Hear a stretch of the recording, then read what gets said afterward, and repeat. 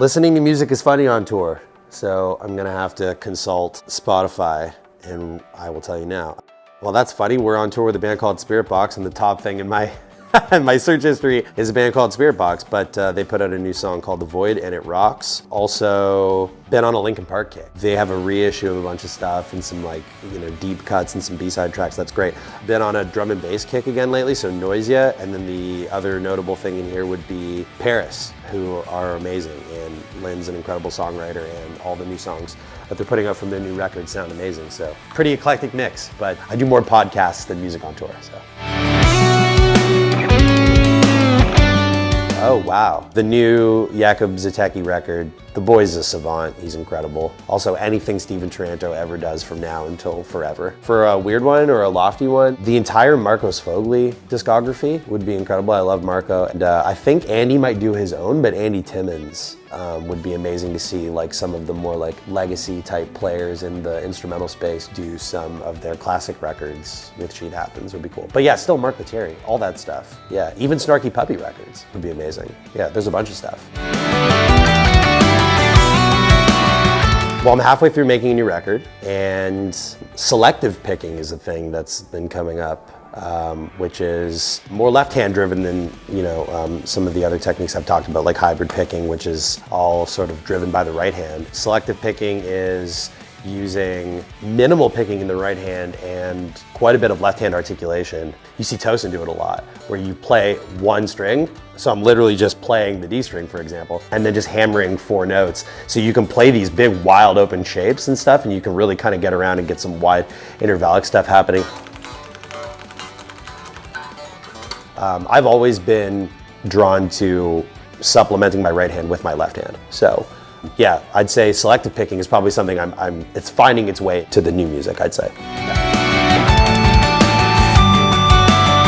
Yeah, probably hybrid picking, but I don't know about falling back on it. It's become synonymous with my style, I guess. It's like we talked about it in the riff breakdowns and in those segments to a degree, where it's like, I'm not a stickler for technique, and I think that the path of least resistance is certainly the way to get something done. If you're gonna do, public speaking and you're bad at doing a speech, it's hard enough to get it off in English. You wouldn't do it in Japanese.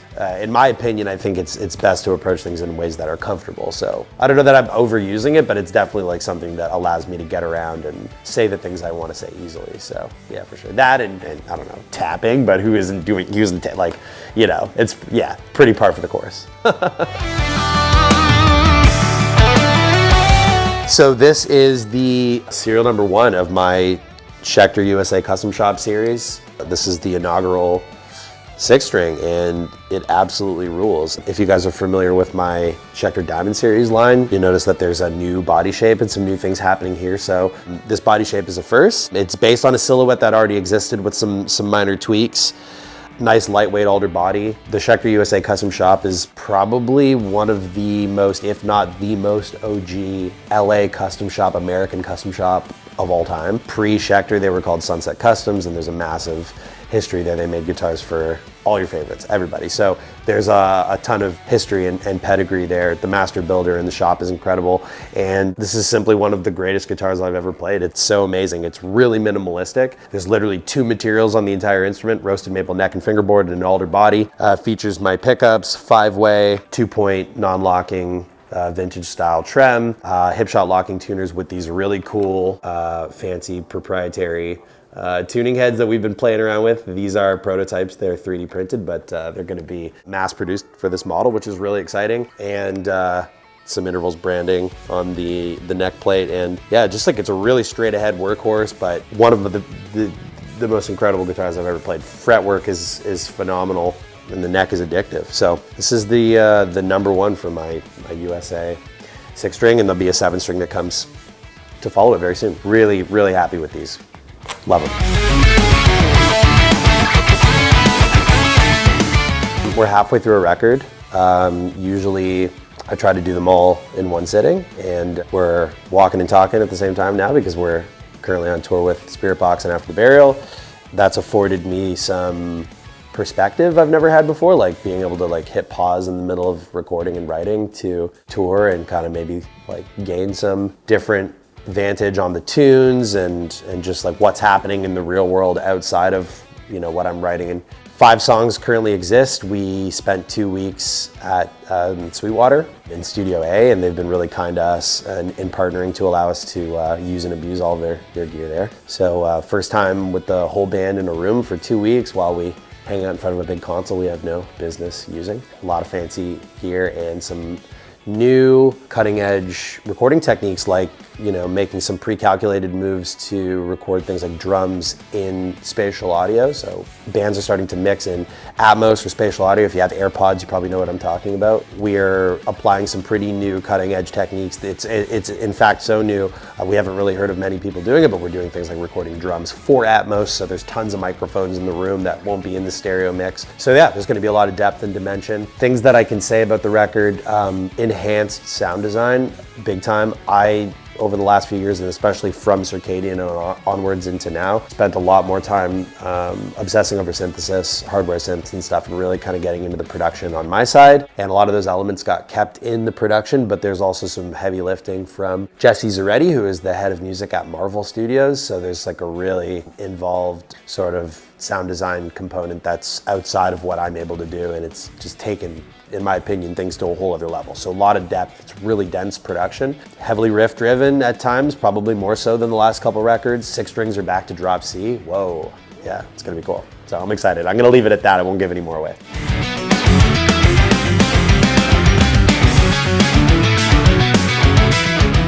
Touring with an in-house media person in your camp, as any touring artist these days, I think it's crucial. I would almost argue, where possible, things like automating a time-coded light show would actually supersede, bringing a human LD. If you only got one bunk, you might want to bring media and have the laptop do the show. And the laptop can't run around the room and get the crowd shot with a fisheye lens or whatever, it's not possible. So yeah, I'd say that touring media is crucial, even if it's just photo, but photo and video is certainly the kind of thing that allows you to continue selling tickets as you move down the line on a tour, that allows you to, reach back into the bag and have assets for leading into new tours and to just, present your entity as professional in the way that you want to, be seen. I'd say it's just as integral as almost any other member in a touring crew these days. That's definitely the modern touring approach. In-house media, in the bus or in the van, whatever, 100%. Advice for myself would be play to your strong suits and don't obsess over things people tell you need to be this way. This needs to be like this. Your alternate picking has to be like this. It needs to be, you have to adhere to what everybody else is doing. There's only one way to do this one thing. I would implore that. That's not healthy. I think that leaning into your strong suits allow you to develop your voice faster. At the same time, we need to have discipline. So, I'm not saying that in retrospect to sort of coddle my own self, but I sort of wish that, perhaps I had recognized some of those things earlier. For example, hybrid picking, something like that. I actually thought it was a bad habit, that my fingers wanted to get involved in the party. And I had a teacher who would tell me that that's not correct. Without YouTube and access to the zeitgeist of guitarists at the time, I didn't have a Rick Graham or a Tom Quayle or anybody to look at and say, oh, this is a valid technique. This is something that feels natural to me. I need to lean into it. Instead, I found it later and realized, oh, this has been intuitive, but I haven't been working it because I didn't think it was correct. And that's a trap. So I would say, to go back and say, hey, if something feels right and it feels really easy for you to do and it's natural to do, that's the direction that you need to put time and energy into. And you need to have discipline with the other things. You got to eat your vegetables too.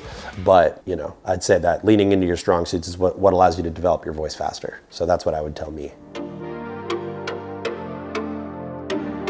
Outside of music, well, yeah, it takes a minute to think about that because music is pretty much everything. But outside of music, just being a more balanced version of myself, whether that means, adhering to, speaking of discipline, adhering to the gym and things that, keep the brain and the hands moving correctly. Of course, there's going to be some spillover to the music. I can't say these things don't have an impact on that kind of thing. I eat, sleep, and breathe music. But yeah, I would say just trying to be more balanced and to give myself time away without feeling guilty. Putting the instrument down, taking time to, whether it's a trip or do something and leave it, actually have a break. Not just physically a break, but mentally a break from the thing as well. Just trying to be more balanced and give myself room in space, because I feel like for the last decade, perhaps I've been burning it at both ends to try to prove a point with things. And I think we're at we've reached a level now where maybe I could have a lighter touch with that. At the same time, my inner Gary V says, no, that's not the case. You got to grind forever. But it's finding a balance between those things, being like easy on yourself and then also being like super motivated where possible. So if you're an intervals fan and you are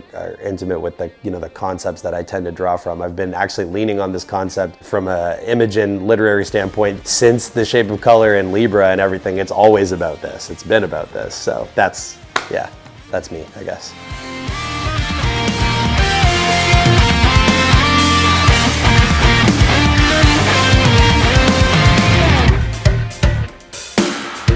He's done it. He's absolutely done it.